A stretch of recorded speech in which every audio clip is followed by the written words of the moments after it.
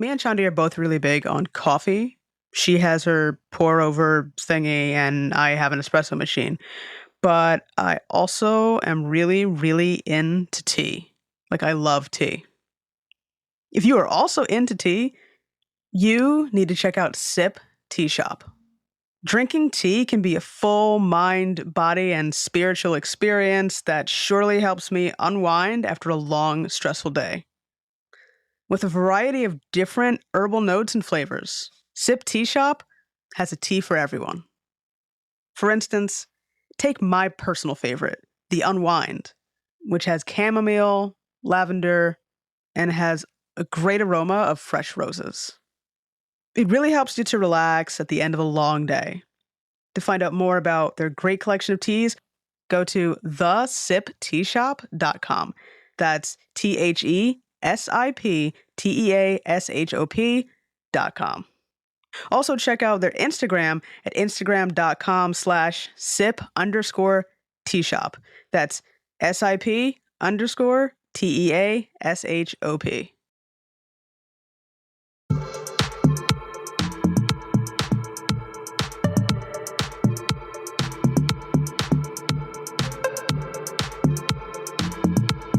Hey everybody, I'm Zoe. And I'm Chandi. And this is Bound by the Cloak.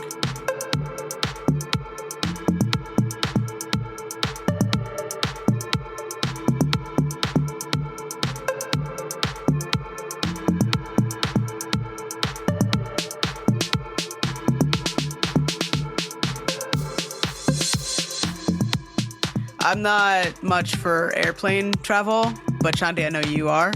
Yeah, I am. Why aren't you? I just generally don't have places to go all that often. But you go for work, and then your parents live out of state.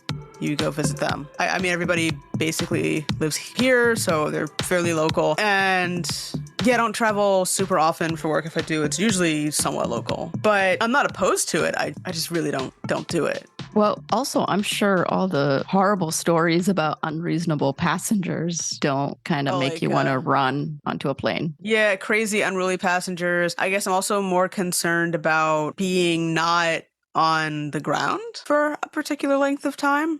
What, you don't like to levitate? I mean, look, if you're on a boat, there's like life jackets and lifeboats. But True. If you're in a plane...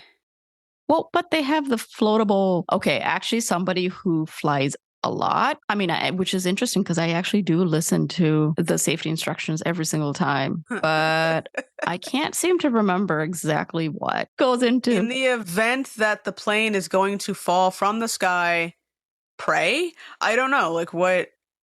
Yeah, they have Your peace? Well, make your peace before you get on the plane.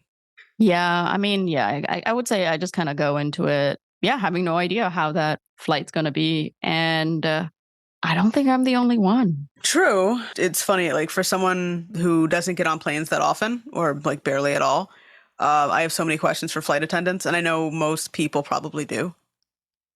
Yeah, even for someone who is a frequent flyer, I have a bunch of questions too.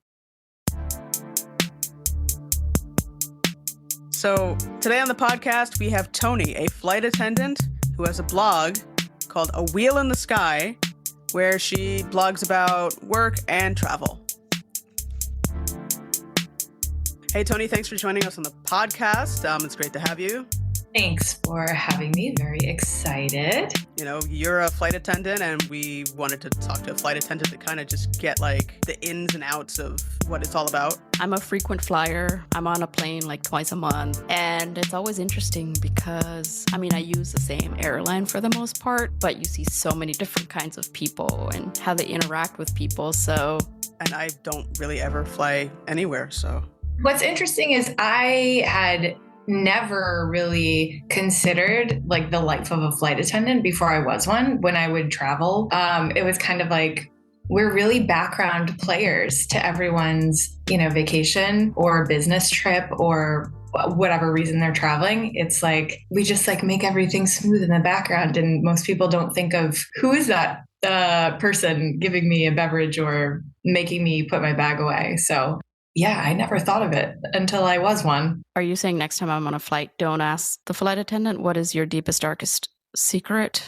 They might like it. I would say read the body language. And if they seem like they want to engage, then yeah, definitely go for it. Cause we end up talking to each other like that a lot. Things get deep pretty quickly, but read the body language. If they're like turned with their back to you, reading a book or something, then they're probably going to give a less than cordial response. Noted. Yeah. And don't ask for secrets in front of people. So you have a blog. Can you tell us why you started it, how you started it? Yeah. So the blog is called A Wheel in the Sky.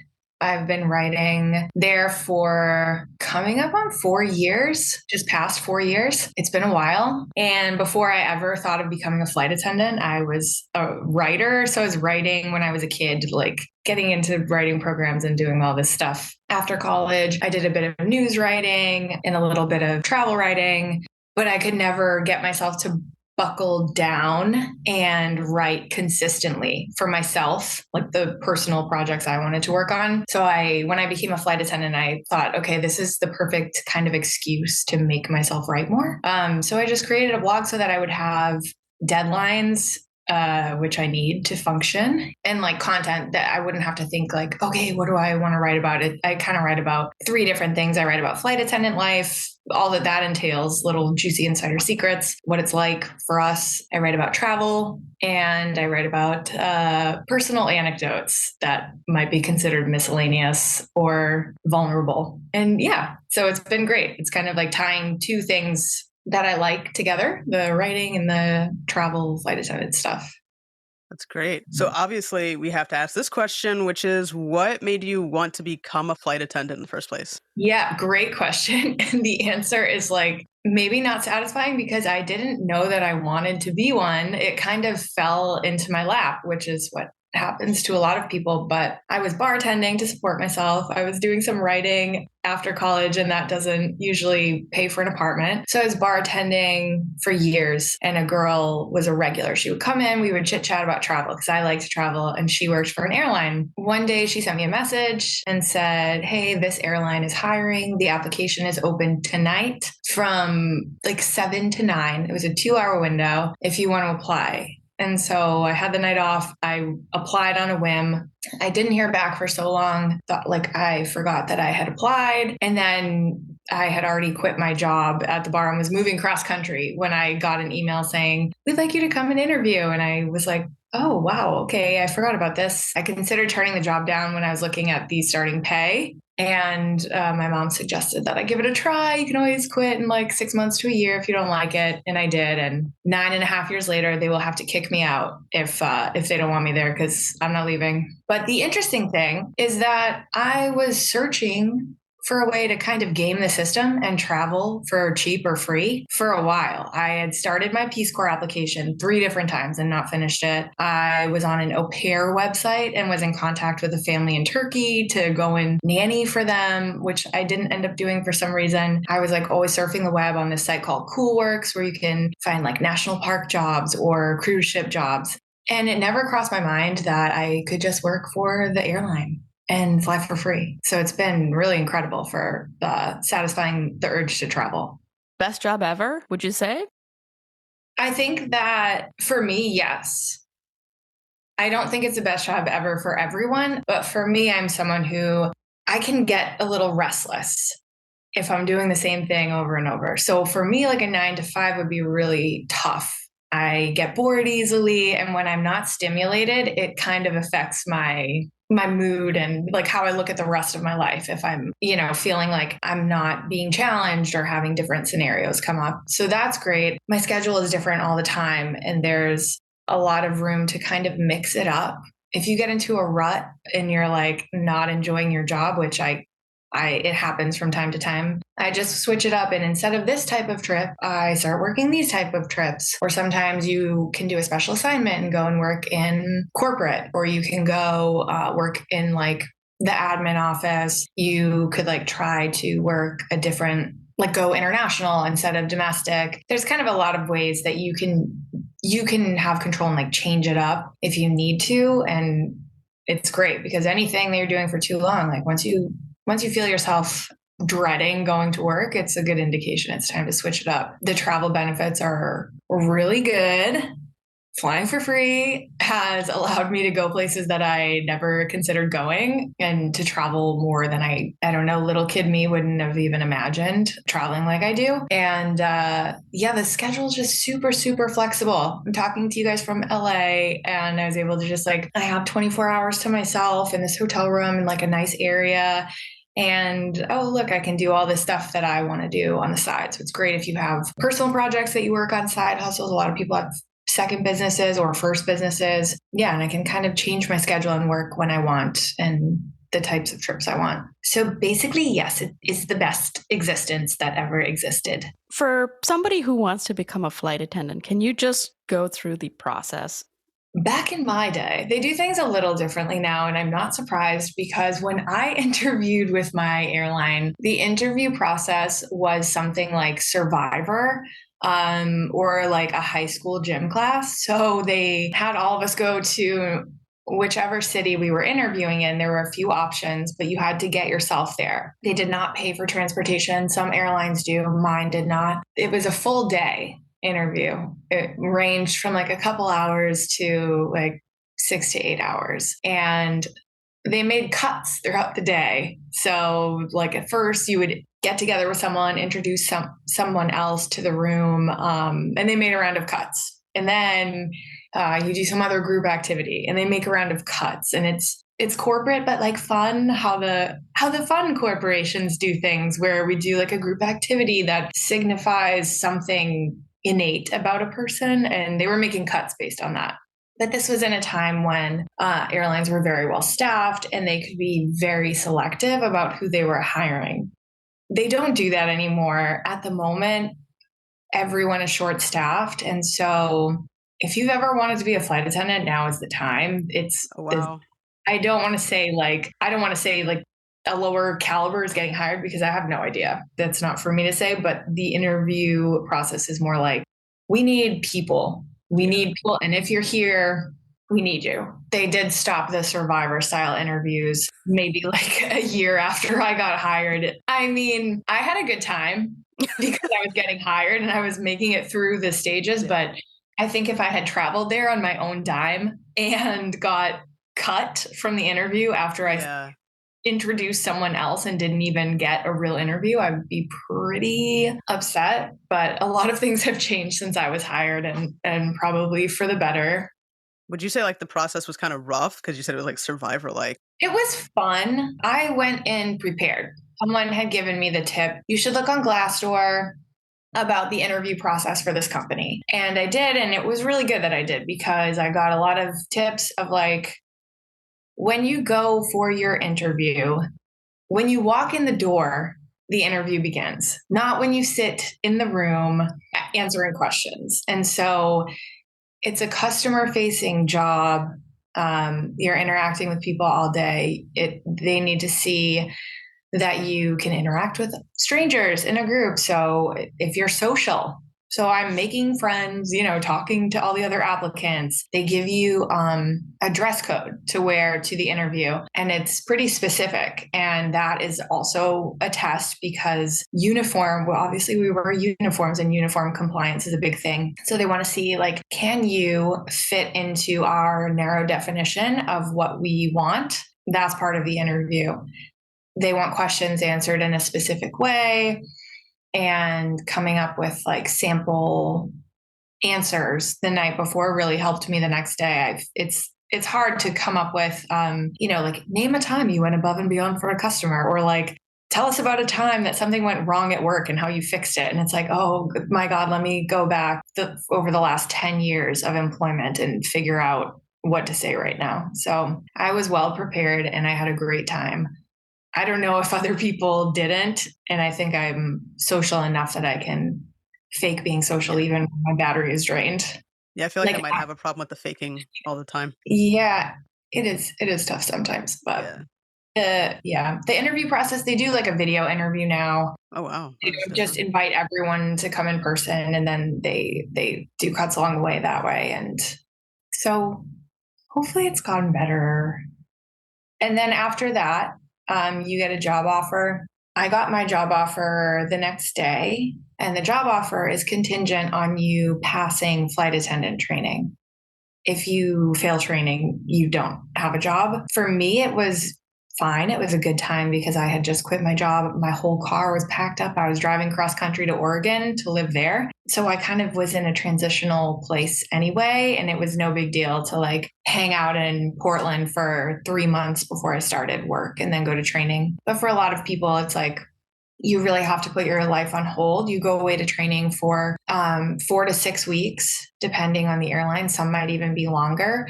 And at that time, every airline does it differently. Mine, we got paid nothing while we were there, and then we got paid afterward, and it was very little.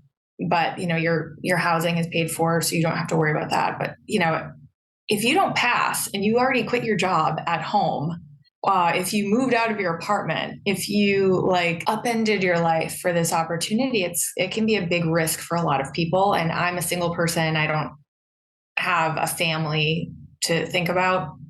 So it was fine for me to take that risk. It is tough for some other people. You really put a lot on the line, and training is difficult. And then when you do start working, the wages are super low, like very difficult to live on if you don't have a spouse or partner to help support you, or if you don't have family that you can move in with. It's just really hard to get by. We're all drug tested and background checked. Can you just like walk me through like your routine, like when you're getting ready for a flight or a trip? Sure, yeah. I'm like a dilly-dallyer, so I take a while to pack because I'm like, I check the weather for my layovers to see what kind of clothes to pack. And I'm usually listening to a podcast while I'm packing, and I meal prep.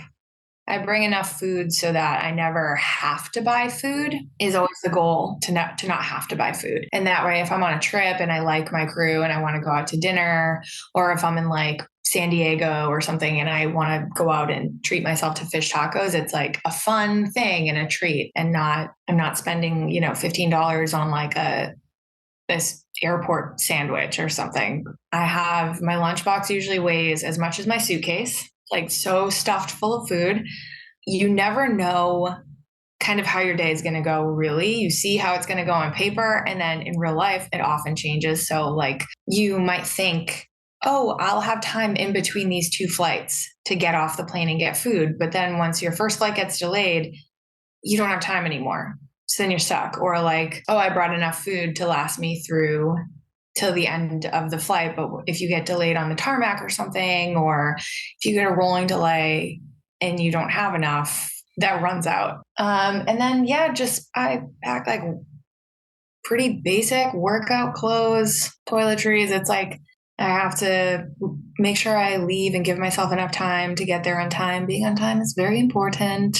And I drink a lot of coffee, basically. I go in before a flight, I meet my crew. We have a little briefing. We do like our security checks and make sure all the emergency equipment is there. We talk to the pilots. We have a briefing with them, see how long the flight's going to be, if we're going to have weather, et cetera, et cetera. And then we're ready to work the flight. I should say that all of this before the flight happens stuff is unpaid. It's not unpaid completely, but we're not getting our hourly wage until the door shuts. So we check in like an hour before departure. In that time, we do the briefings, the security checks, we board, which is the worst part of flying. Yeah. And then after departure, we start getting our hourly wage. Before that, we're getting it like a very small amount called per diem. It's like a couple dollars.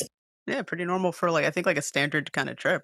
It is. There's like less that goes into, there's less thinking about what to wear and stuff because I've been doing it for so long and I work the same types of trips all the time. But if I'm going somewhere new and exciting, then I might take a little longer packing or like deciding what to bring.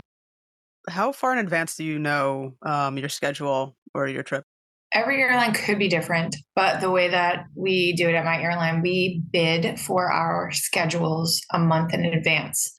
A bid is just a long request form. And so you request days off, what types of trips you want to work, like 1 day, 2 day, 3 day, 4 days. If you want to go to certain places, if you want to work with certain people or avoid certain people, you can request that. You can get super, super specific if you want to, or you can leave it very general and just ask for like your days off and whatever else they assign me. And that's all awarded by seniority. Everything in aviation is seniority. The longer you're there, the better your quality of life is, the better your pay is, the better everything gets. So it's getting pretty good for me now at like 9.5 years. And yeah, so I know a month in advance. That being said, you can really change your schedule kind of when you want. Like sometimes I swap a trip the day before because something better comes up, or I need to finish earlier or later. So there's a lot of wiggle room. There's a lot of like after the bidding period, you can always like drop, swap, add. And if there's enough staffing, it's pretty easy to do. Do you fly domestically and internationally or just one? I fly mostly domestic. Occasionally, I fly to places in the Caribbean or to Mexico or South America occasionally, but mostly domestic.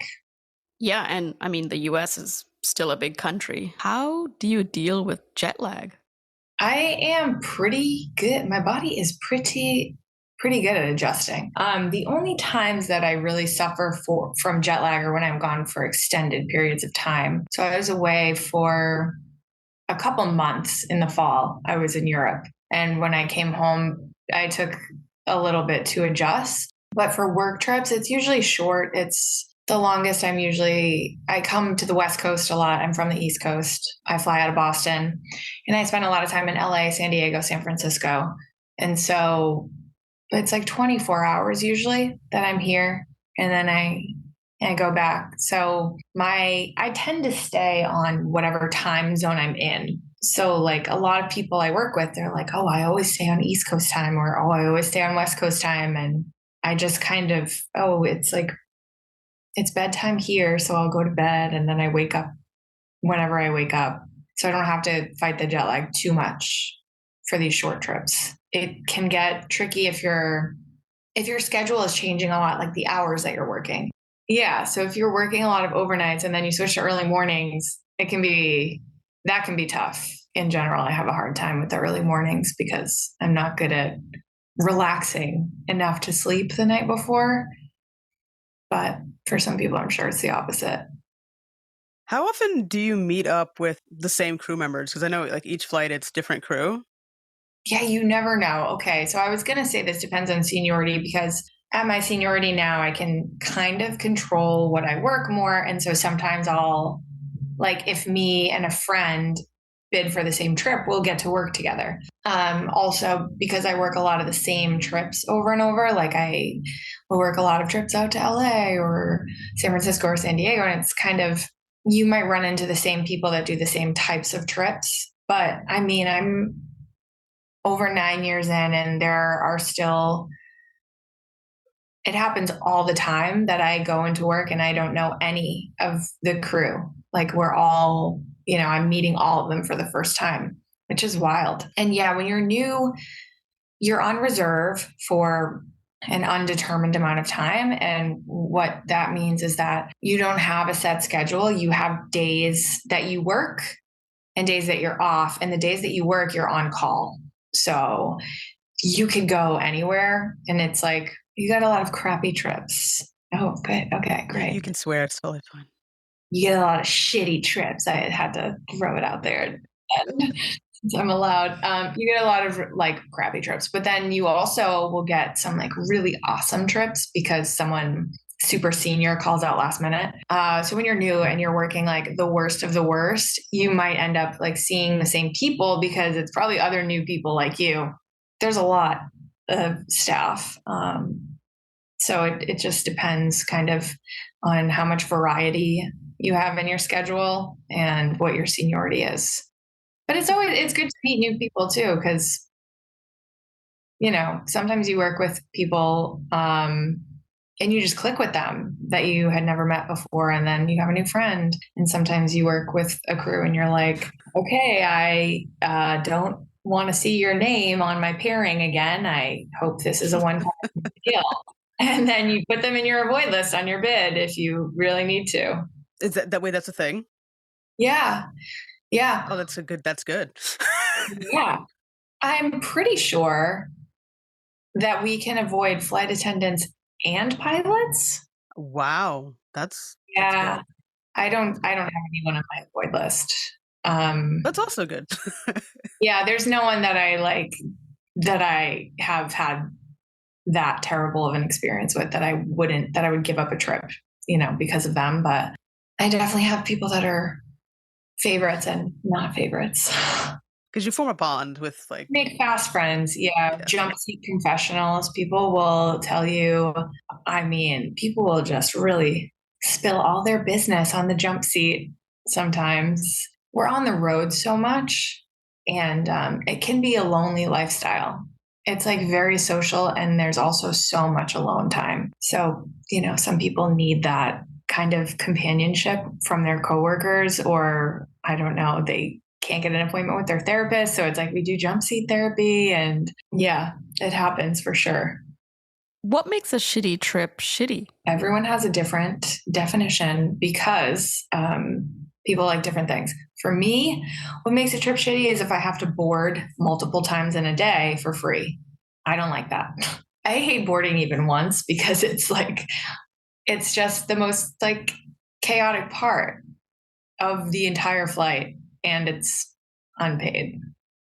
So I guess now would be a good time to plug Pay Me for Boarding on Instagram, or Pay Me for Boarding. I don't know if it's .org or .com. If you just Google search it, you can find it. Sign the petition to get flight attendants paid for boarding. We're doing a lot. We can get fired for doing something wrong during boarding. We have medical events sometimes, helping people with bags. We're setting up our galley. We're doing safety stuff. It's a lot of work. So for me, I don't want to board more than I have to. I like to board once in a day and just work one long flight. I don't like working we go up and down. We're a very heavily East Coast airline, but we fly to the West Coast as well. And I would rather work a long flight than work a bunch of little flights. So I will work red eyes all the time. I love a flight where everyone is asleep except for me. That's amazing, in my opinion.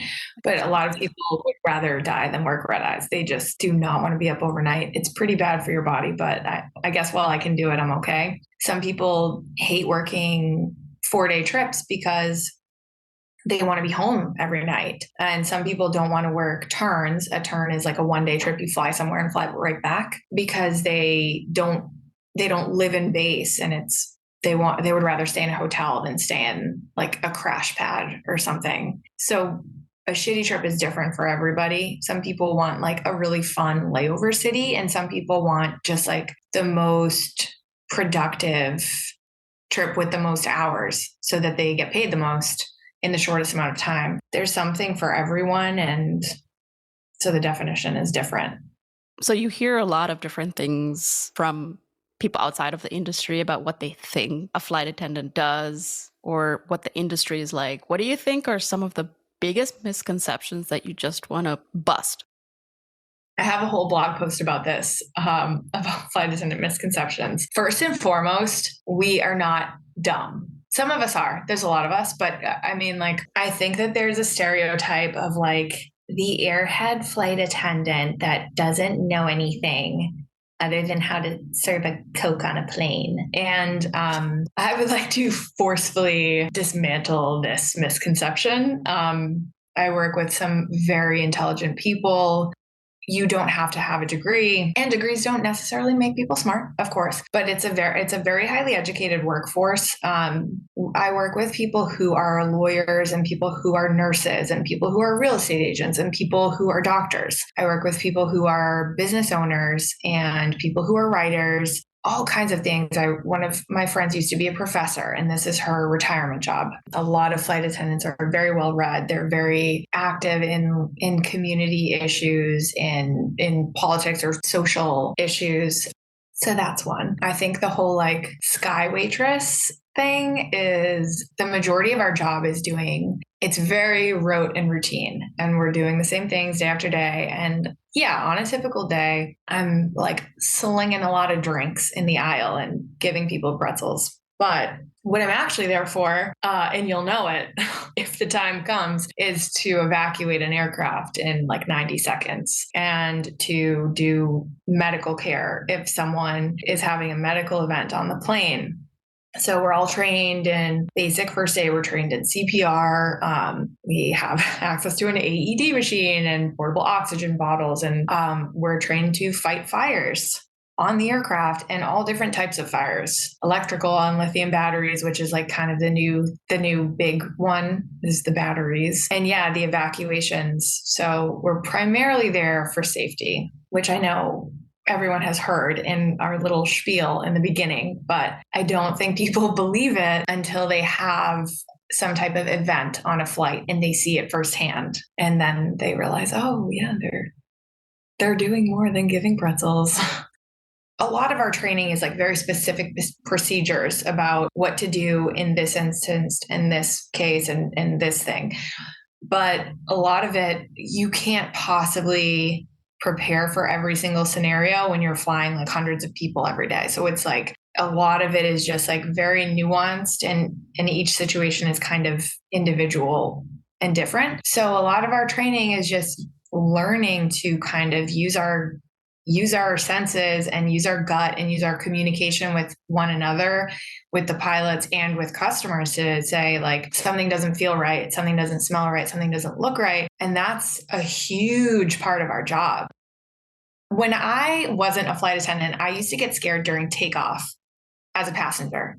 Even though I loved flying, I loved going to the airport, I loved traveling, takeoff was always scary. And the reason is because it's so loud, and the sounds were like, if it was like a refrigerator that made the sounds that the airplane makes, I would be like, okay, it's dying, it's broken, we got to call the repairman. If it was my car, I would take it to the shop. Like it gets like so loud and then it dies down and you're like, oh no, it should still be loud. Like, so now I know what all the sounds are. So when something doesn't sound right, I know it, and I can tell the pilot, hey, what's going on? Did you hear that? Do you know what that is? That's a huge part of our job, is just having the awareness of kind of like what the normal things are. And then when something seems off, alerting someone or like talking it out. Yeah, that's a big part. And we do appreciate, if you are ever on a plane, on a flight, and you think something is wrong, definitely say something. And nothing might be wrong. It might be like, oh no, that's just blah, blah, blah. But like, oh, if you think you see fuel on the ground outside, hey, I think I see fuel. If you think you smell like smoke or anything like that, it's very helpful. Like all of us on the aircraft, we all have the same mission, and it's just like getting there safely. So have you ever had any events like that where like something may have been wrong on a flight? I had an emergency landing once, but it wasn't terribly frightening. We had a hydraulics system failure, so it was like a mechanical issue with the hydraulic system. So we had that right after taking off. We had to land. We had to come right back to the airport and land. We had to sit on the runway for a while and wait for the emergency trucks to come out and just like take a look at the aircraft and make sure everything was okay for us to like pull it back to the airport. And it was fine. We ended up just canceling there, and we had a layover in Vegas, which was very fun, working with a friend. So I can't complain, but there's different levels. So that wasn't like, hey, this is a big emergency and we're going to have to evacuate the plane. That was like, we have to land the plane, but the plane is fine. We're fine to fly right now. We just can't go all the way to where we're going with this piece of equipment out of service. So we just have to land. A situation can always escalate and get worse. So I was like the head flight attendant, or like the first one. So I was like, a little nervous because I was thinking, well, what if like something goes wrong, or if it gets worse, then we'll have to do like, the scary thing and like get everyone out. It didn't come to that. It was fine. But we were all communicating really well. The flight attendants, the pilots, letting our passengers know and with one another. So yeah, that was like my biggest one. I hope that I never have to evacuate an airplane. That's what we do. We go to training every year to like refresh our skills so that we're on the up and up about like what to do on all the different planes. A lot of my skills, I hope I never use them. Well, it's great because you've been doing this for over 9 years and you've never had to do it. Yes. You're a good luck charm. Well, actually, yeah. You know what? I am. I go to work, and whenever I start a trip, I say, oh, we're going to just have an easy day. We're going to have the easiest day. And usually I have really easy days. I tell my crews, like, I have all my forms. And these are forms for like, you have to have like a medical form in case you have to call into MedLink and do a medical thing, or you have report forms that you have to fill out if something happens on a flight. And so I always tell my crew in the briefing, I have my forms, but we're not going to use them today. It's going to be a really easy day. And usually it is. So we're going to get to the fun questions. Woohoo! Not that the previous ones weren't fun. I'm pretty sure that you've had some really interesting, maybe weird, funny, crazy experiences on flights. I don't know if you want to talk about any of those.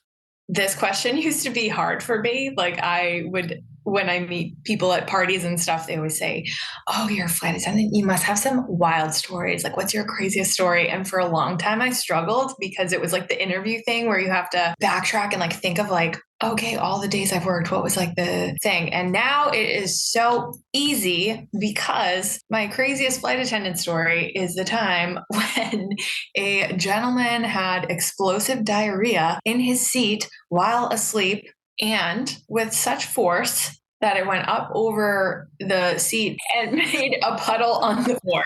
And the woman who was sitting behind him, she was a compliant passenger and had put her bag under the seat in front of her, as we ask everyone to do. And so the doo-doo went up and through the seat back and into her bag. So that was wild.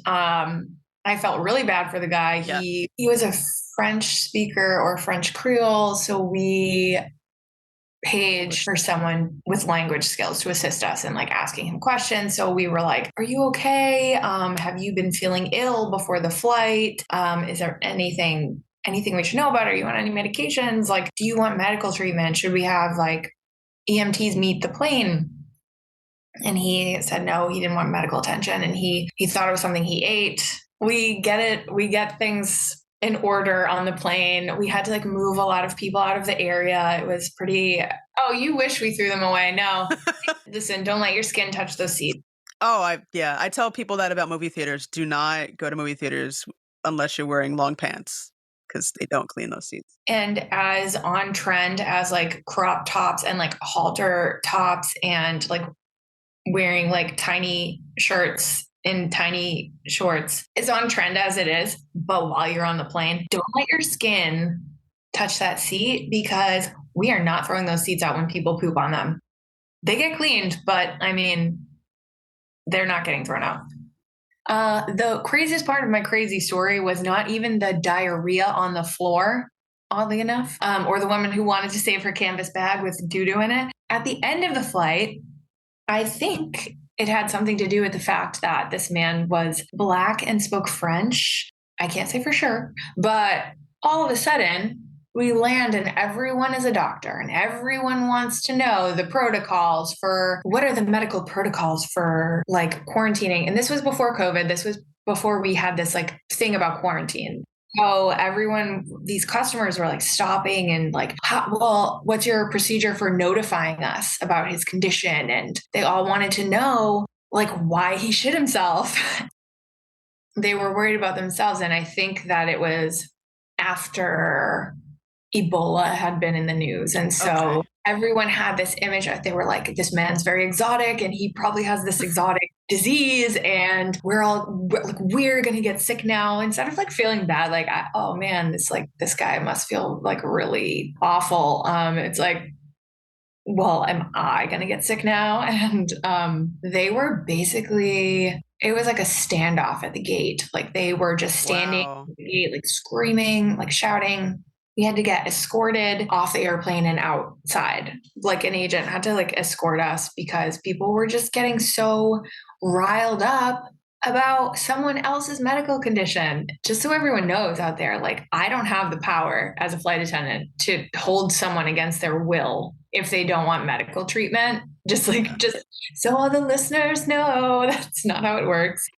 Yeah, I've never had that experience. It was pretty wild. But I mean, bodily fluids are just a part of aviation. They are just a part of aviation. I've had a little kid throw up on my shoe. No. Cover up your body on those seats. They are full of stories. I'm gonna wear a hazmat suit. Let's talk about the Mile High Club. Okay. Have you ever busted anyone for trying to join it? Personally, I haven't seen anything get too far. I have been on a flight and I was eyeing these two that just made friends on the plane, and I was on the lookout because I had a suspicion that that's where things were going. Oh wow. And I'm pretty sure they were both married to other people, but one of them passed out from the wine, so it happened. They didn't even get there. Yeah. So no, I haven't personally busted anyone, but I have heard stories from other flight attendants of like catching people doing things.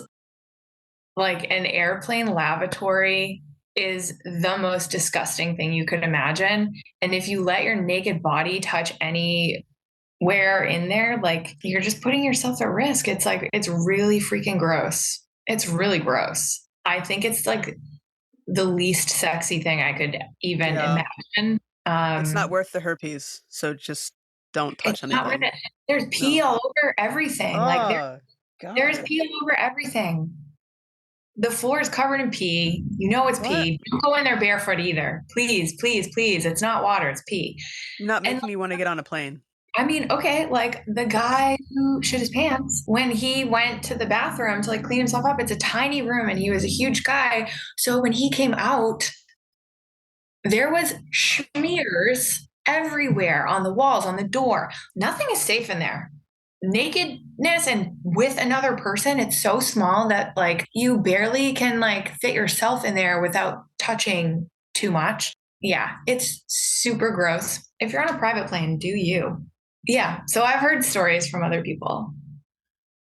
So like what's the rudest or just the strangest thing that a passenger has like said or done? Oh my gosh. I don't know about the strangest. People really like check their common sense curbside when they get to the airport. So like people do really gross, strange things like clipping their toenails or like weird stuff like that.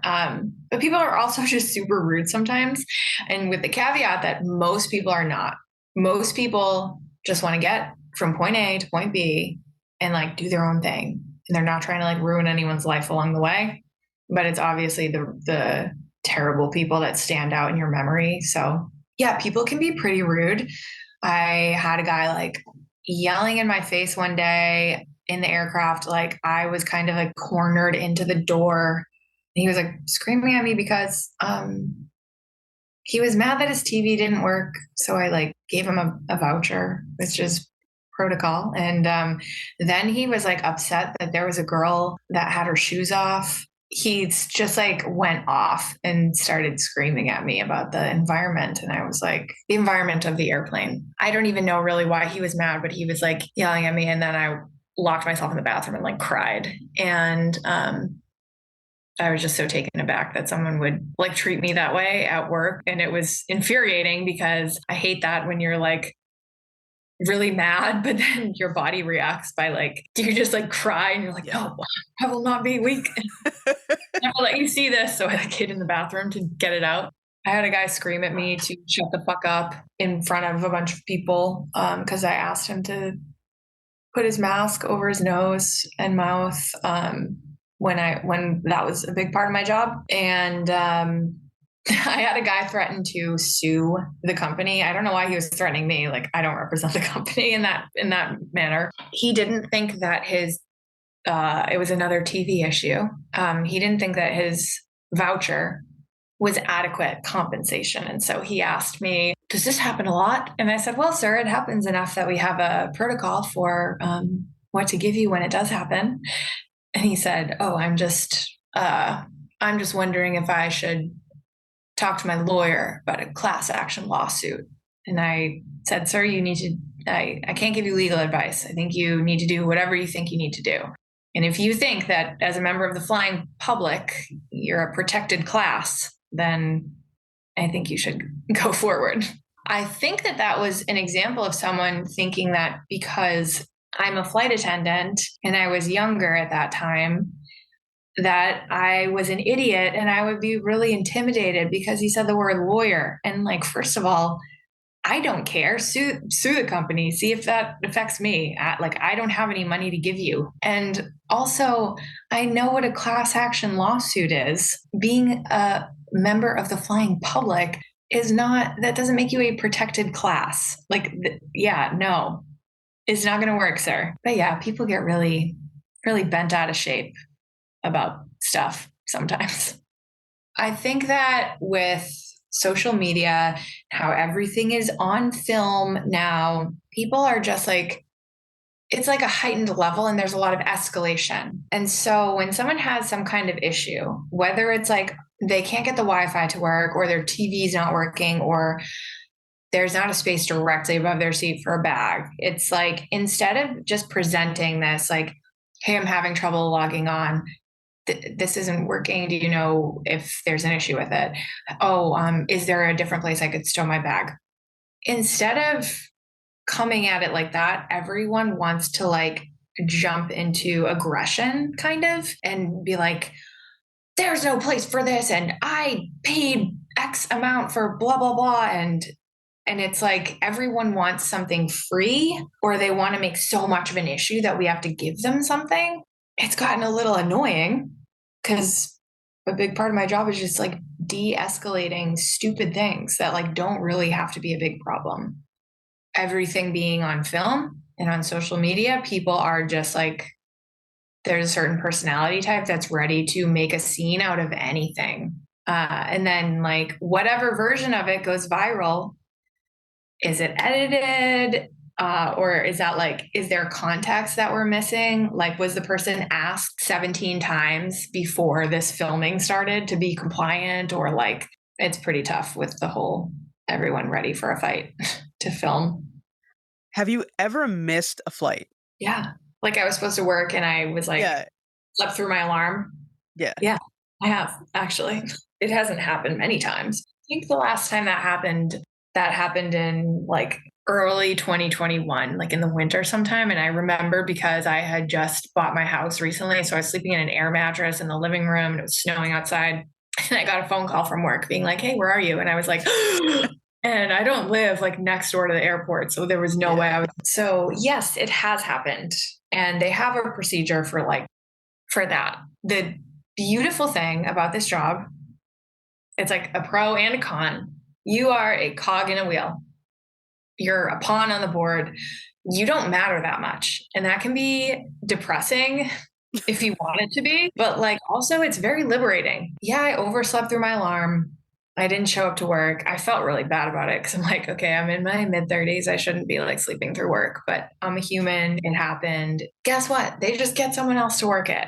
And then I went in later in the day and like they gave me something else to work. It's actually really nice sometimes to not have the level of responsibility on your shoulders of like I am not going to make or break this operation.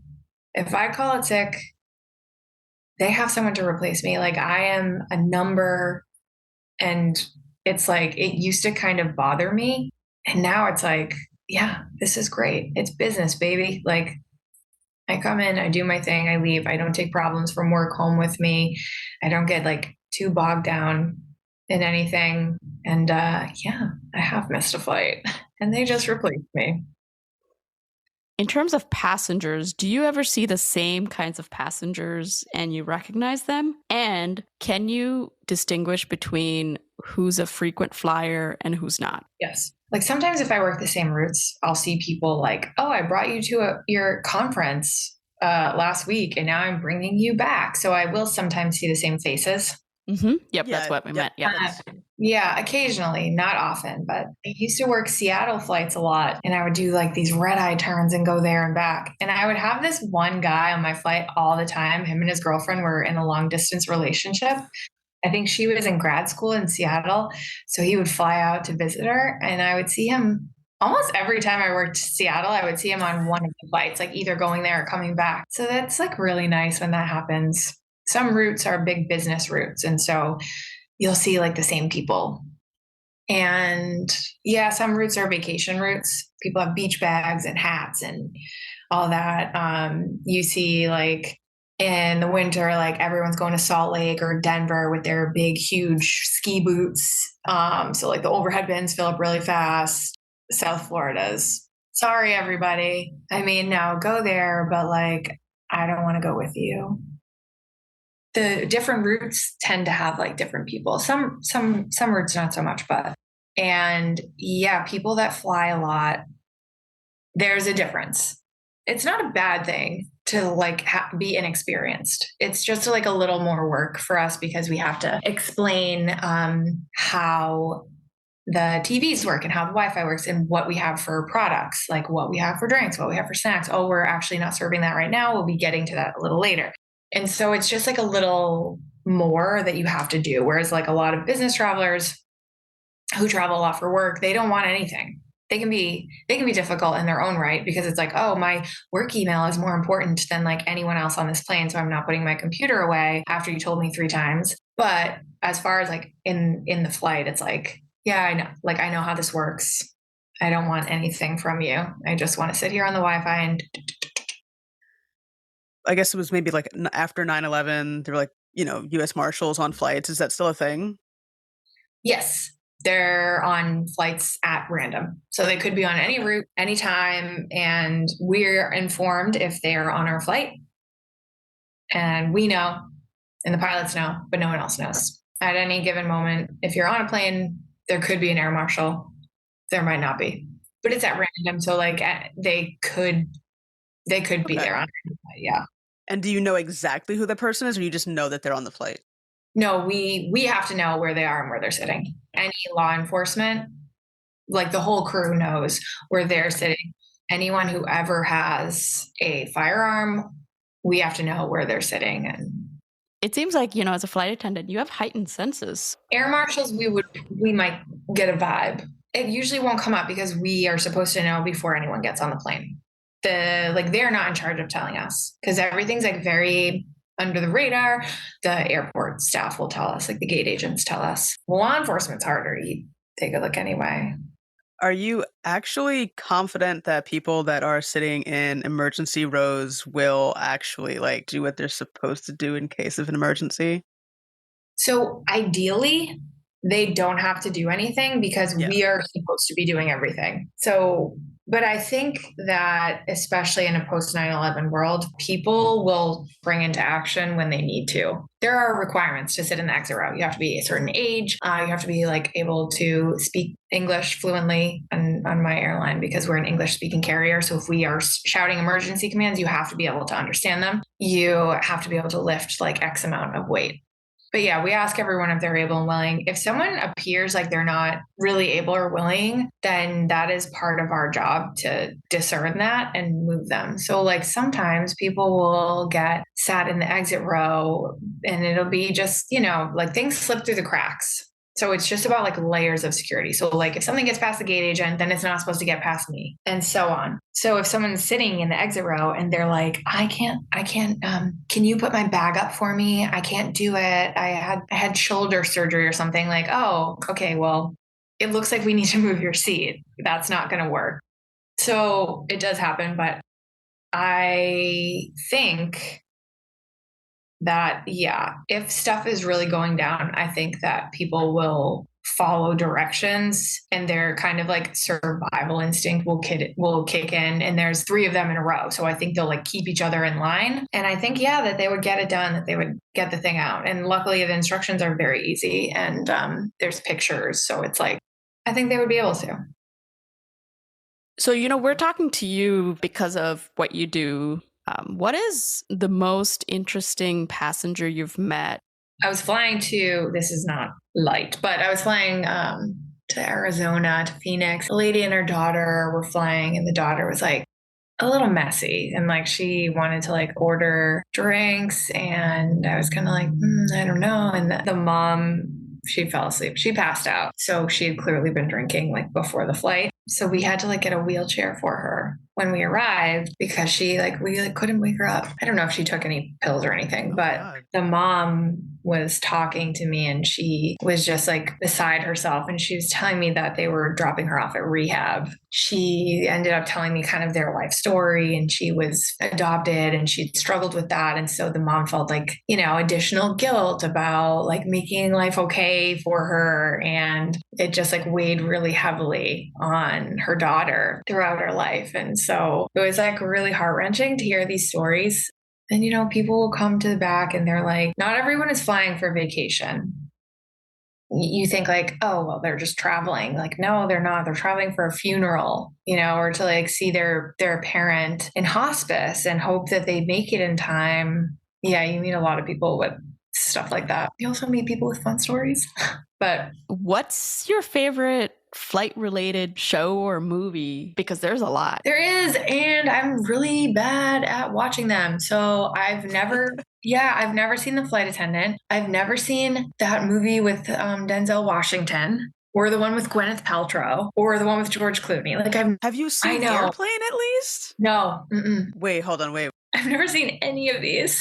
The worst. I'm actually like so bad at watching TV. I'll watch TV, and then my like claim to fame is I've never finished a series. Like I leave off somewhere, and I don't know if it's because I like lose interest after not seeing it for a couple days. I never want it to end. So that's all. Yeah. So I don't have a favorite. Oh, I did see one called Red Eye years ago. I remember that one. Rachel McAdams. That was pretty good. But like, to be honest, I don't want to watch shows about plane hijackings. Yeah, that makes sense. That's nope. Yeah. I have watched several episodes of Why Planes Crash. I don't like recommend that everyone do that, but I didn't even know that was a thing. Yeah, it's not fun. It's like not lighthearted. Toni, this was Fly. That's great. As a passenger who flies a lot, and on behalf of all passengers, good, bad, ugly, thank you for what you do and keeping us safe. Yeah, this was super fun. Thank you guys so much. This was great. Yeah. Safe travels. Maybe I'll see you on a flight someday.